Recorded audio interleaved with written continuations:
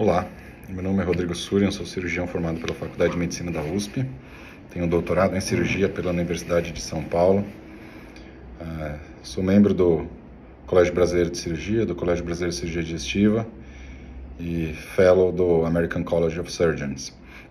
Vamos seguir aqui a nossa conversa, hoje para falar de uma indústria multibilionária, a indústria da publicação científica. E como que essa indústria conseguiu ter tanto sucesso e no que isso impacta para a gente. Seguindo a nossa tradição de lembrar dos podcasts da BBC de Londres, se isso daqui fosse um podcast da BBC, o nome seria Episódio 2, The Billion Dollar Paper. Começando para falar um pouquinho sobre o tamanho dessa indústria, que é de publicação científica, principalmente na área da medicina. A gente está falando de um negócio que anualmente movimenta 25,2 bilhões de dólares. E a gente tem uma única editora chegando a ter uma receita líquida de 2,64 bilhões de dólares. E nos tempos atuais é interessante pensar como que se consegue fazer isso. Então, basicamente, qualquer indústria, você tem seus custos, para produzir o que você quer, boa parte do que é movimentado em termos financeiros é dos custos, e a grande jogada da indústria da publicação científica hoje é que os custos são baixíssimos. Eu vou começar tentando dar um exemplo para vocês. Suponha que a gente tivesse uma concessionária de automóveis. Então o nosso negócio é vender carro. Só que esse carro, a gente não produz o carro, alguém produz o carro para a gente. Então esse carro vai ser produzido por uma fábrica. E essa fábrica entrega o carro para eu vender. Só que simplesmente o negócio diz que a fábrica não vai receber nada. Putz, começou a se tornar um negócio extremamente interessante. Então, assim, eu tenho um produto para vender, pelo qual eu não paguei absolutamente nada. E às vezes, mais do que isso, talvez a fábrica extremamente lisonjeada por poder vender o produto dela na minha concessionária, ainda me pagasse. Quer dizer, não só a hora que eu efetivo a venda eu não pagaria para a fábrica, como a fábrica, muito feliz em me dar o produto dela, paga para mim. Mas tudo bem, você tem um produto ali, um automóvel na sua concessionária, e alguém precisa vender esse produto. Só que aí, inclusive, aparece alguém e fala, não, para mim trabalhar para vocês vai ser uma grande honra. Então, o que eu vou fazer? Eu vou trabalhar de graça. Eu vou vender esses carros para você de graça. E no final da ponta, a gente tem o consumidor. Quem vai comprar esse veículo. E ele entra na concessionária, também feliz e lisonjeado, e paga pelo produto.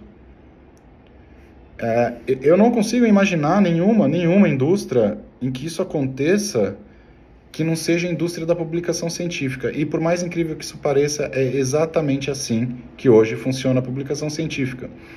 Então, se há algum tempo atrás a gente produzisse um artigo para publicar numa revista boa, indexada na PubMed, era muito raro que essa revista cobrasse do autor. Inclusive a gente falava, não, se o seu artigo é bom, você consegue publicar numa revista em que não é cobrado uma taxa de quem produziu aquilo para publicar. E é tão maluco o conceito quanto vocês estão entendendo mesmo.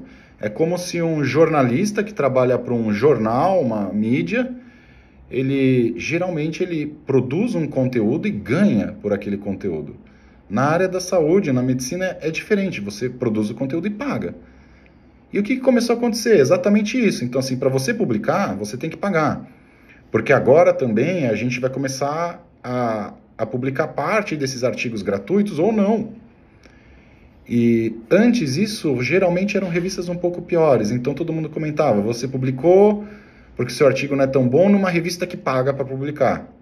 Hoje, a Nature, a maior revista científica do mundo, você paga para publicar. A imensa maioria das revistas você paga ainda para publicar. Quer dizer, não existe mais esse crivo.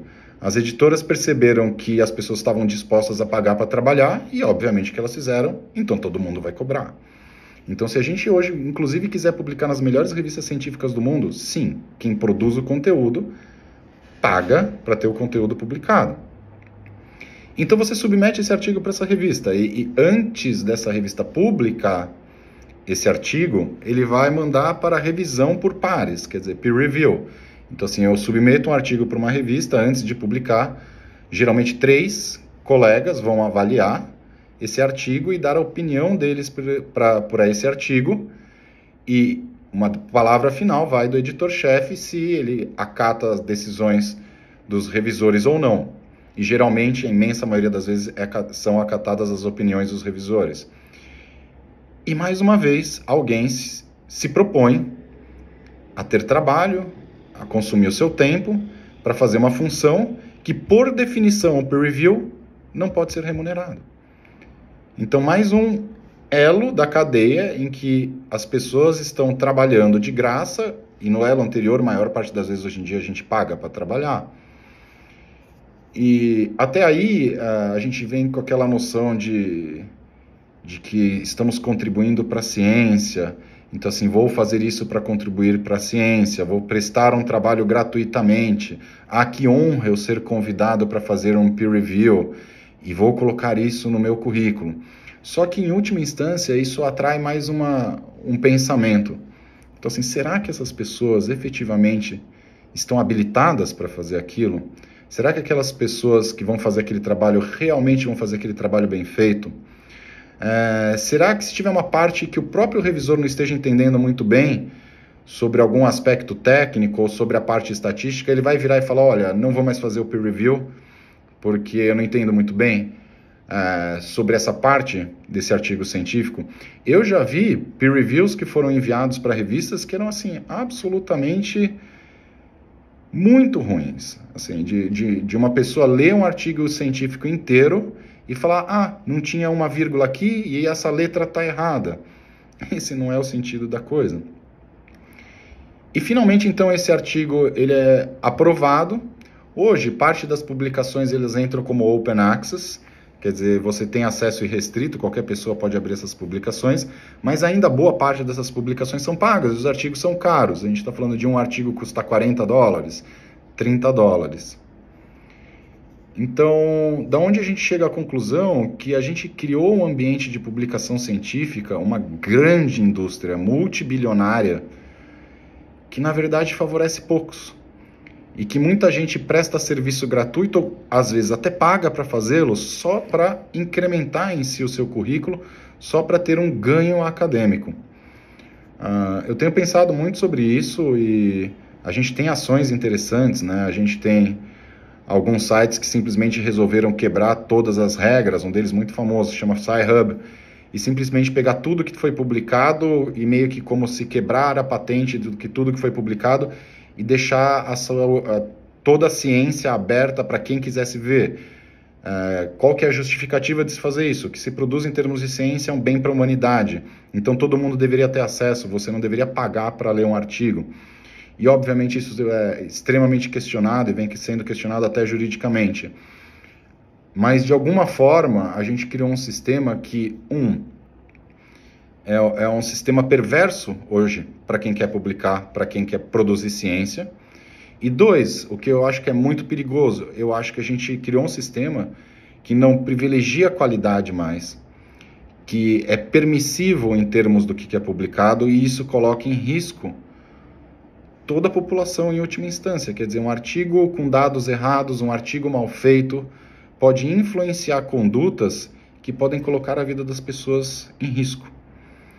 Então, eu fiz esse vídeo, um vídeo breve, só para lembrar a todos, nesse segundo vídeo, acho que é o último vídeo que eu vou falar sobre isso, de que a gente tem que ter extremo discernimento quando a gente lê um artigo, a gente tem que ter extremo discernimento quando a gente usa a expressão "a ciência diz que". Então, assim, em última instância, a gente tem que também se fiar nos nossos resultados, no que a gente estuda, no que a gente acredita, com o máximo de embasamento científico. Só que ainda assim a gente tem que ter muito discernimento sobre o que a gente consome. E eu acho que é simplesmente fundamental para a gente manter a qualidade do que é publicado e manter a motivação de pessoas sérias, de pessoas competentes, para continuar evoluindo a ciência. Esse sistema de publicação, esse sistema de editoração científica como é feito hoje, está se transformando cada vez num mero negócio e não necessariamente em algo que seja para o bem da ciência ou para o bem da população. Um grande abraço a todos, nos vemos num próximo episódio.